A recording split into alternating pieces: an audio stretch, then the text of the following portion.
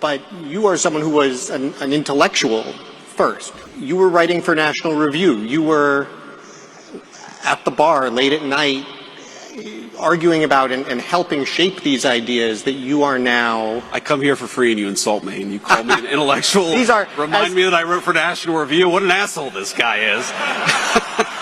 Well, that's a perfect segue into my spiel, so Great. Thank you. I had a few different spiels we could start with, but this is a good one.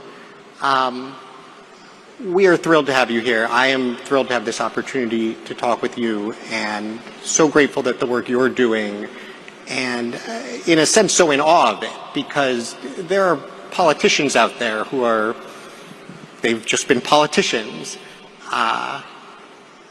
But you are someone who was an intellectual first. Some people don't like the word intellectual, but I mean it in the good sense of the term.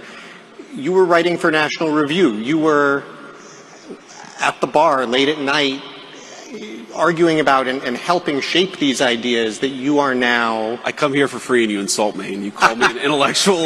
Remind me that I wrote for National Review. What an asshole this guy is.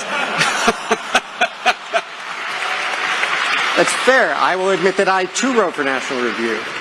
But as I said in my introductory remarks earlier, I have no higher compliment than this guy likes to argue. So that is, it's a wonderful thing, and I think it really distinguishes you as someone who not just cares about and believes in these ideas, but has formed them. Sure.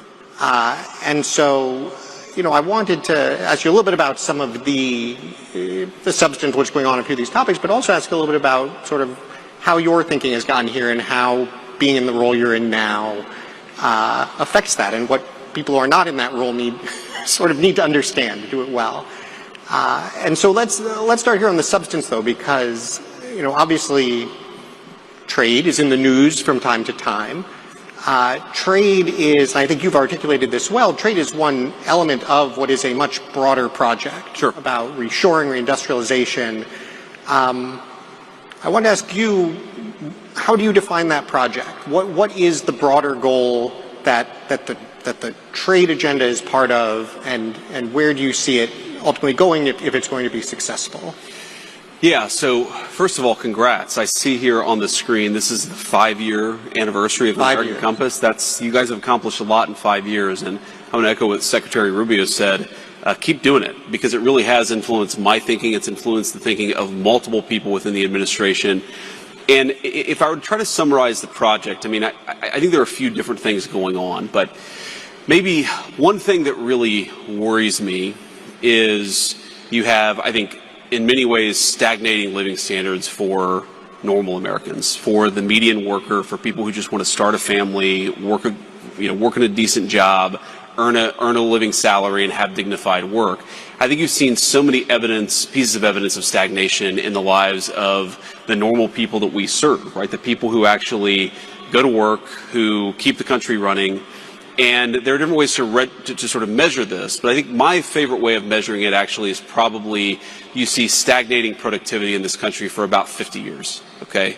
And I think there are a whole host of reasons why you see that. I think, number one, we've offshored a whole host of industries, and so you see less innovation in a lot of the critical manufacturing sectors that actually drive the American economy.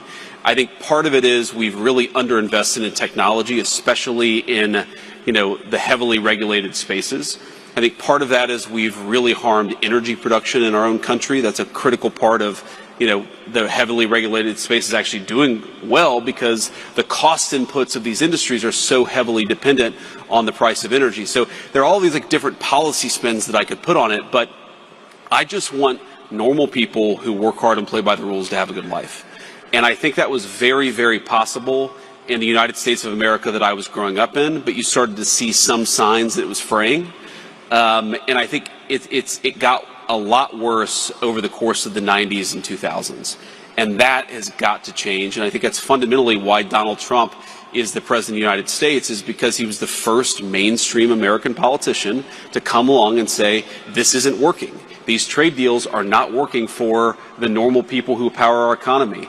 our policies have not been productive either in the economic, national security, or diplomatic space.